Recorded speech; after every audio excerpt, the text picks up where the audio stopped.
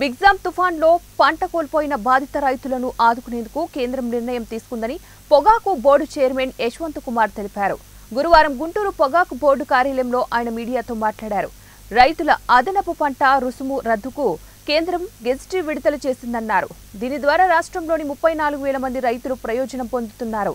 అదేవిధంగా బోర్డుకు చెల్లించాల్సిన రుసుము 111.65 కోట్ల రూపాయలు రైతులకు మిగులుతుందని ఆయన వివరించారు. ఈ సమావేశంలో ఈడీ శ్రీధర్ బాబు కూడా పాల్గొన్నారు. మనం ఇందాక అనుకున్నట్టు 142 మిలియన్లు మాత్రమే పంట నియంత్రణ నిర్దేశిస్తే వాళ్ళు 200 మిలియన్లుగా పండించారు. పొగాకు బోర్డు చట్టం ప్రకారము, పొగాకు బోర్డు యాక్ట్ ప్రకారము అదనపు పంటపై అదనపు రుసుము వేస్తాము. అయితే ఈ 23-24 సంవత్సరంలో డిసెంబర్ 4, 5, 6 తారీఖుల్లో సంభవించిన మిగ్జామ్ తుఫాన్లో రైతులు విపరీతంగా నష్టపోయారు. దాదాపు 15,000 హెక్టార్లలో రైతులు తమ పంటను కోల్పోయారు. హృదయ విదారకమైనటువంటి పరిస్థితి మనం చూసాం.